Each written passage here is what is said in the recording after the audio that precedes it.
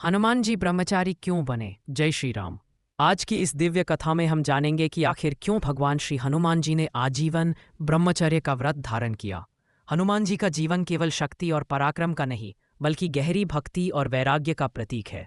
आइए सुनते हैं ये अद्भुत कथा। मंजनी माता और केसरी के घर जब वानर रूप में हनुमान जी का जन्म हुआ तो पूरे जगत में आनंद छा गया। ये कोई साधारण जन्म नहीं था, बल्कि भगवान शिव के अंशावतार का आगमन था।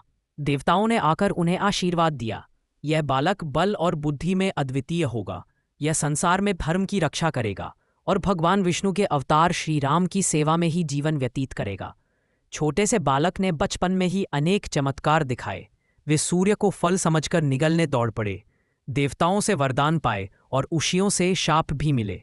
जब हनुमान जी बड़े होने लगे तो माता अंजनी ने उन्हें अपने पास बिठाया और कहा, पुत्र, तुम्हारे पास अपार शक्ति है, परंतु याद रखना, यह शक्ति तभी सार्थक होगी जब तुम्हारा मन वासनाओं से मुक्त और पवित्र रहेगा। संसार के भोग विलास में उलझने से तुम्हारा बल नष्ट हो जाएगा। तुम्हारा जन्म किसी और कारण से हुआ है, तुम्हें तो केवल धर्म और भगवान राम की सेवा करनी है। माता की वाणी अमृत के समान हनुमान जी के हृदय में उतर गई। उन्होंने उसी क्षण निश्चय किया, मैं आजीवन ब्रह्मचारी रहूंगा और अपनी शक्ति केवल धर्म और भक्ति में लगाऊंगा। हनुमान जी ने अपने ज्ञान को पूर्ण करने के लिए सूर्यदेव को गुरु बनाया। वे सूर्यदेव के साथ साथ चलते और उनसे समस्त वेद शास्त्र सीखते। कुछ ही समय में हनुमान जी ने गहन विद्या प्राप्त कर ली। अब समय आया गुरु दक्षिणा का। हनुमान जी फोल्डेड हैंड्स होकर बोले, गुरुदेव, आप मुझे आज्ञा दें, मैं अपने प्राणों की आहुति देकर भी आपकी सेवा करूंगा। सूर्यदेव ने कहा, वत्स, मेरी एक कन्या है, सुरवरचला, वह विवाह योग्य है। मैं चाहता हूं कि तुम उससे विवाह करो। हनुमान जी असमंजस में पड़ गए। वे सोचने लगे, मैंने तो ब्रह्मचर्य का व्रत लिया है, विवाह कैसे कर सकता हूं?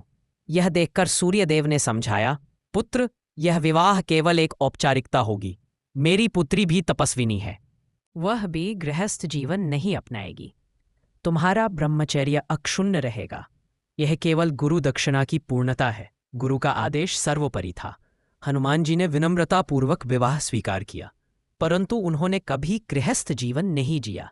जब वनवास के समय हनुमान जी की पहली भेंट प्रभु श्रीराम से हुई तो वे अभिभूत हो गए। उन्होंने तुरंत प्रभु के चरण पकड़ लिए और बोले, प्रभु, अब मेरा तन मन प्राण केवल आपकी सेवा में ही अर्पित है। मेरे लिए न गृहस्थ जीवन है, न कोई अन्य सुख संपत्ति। मेरी दुनिया तो केवल आप है। श्रीराम ने स्नेह से कहा, हनुमान, तुम्हारा यह व्रत तुम्हें संसार में अमर कर देगा। तुम्हारा ब्रह्मचर्य ही तुम्हारी शक्ति और भक्ति का मूल होगा।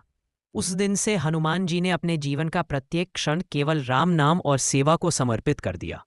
हनुमान जी का ब्रह्मचर्य ही उनकी असाधारण शक्तियों का स्रोत बना।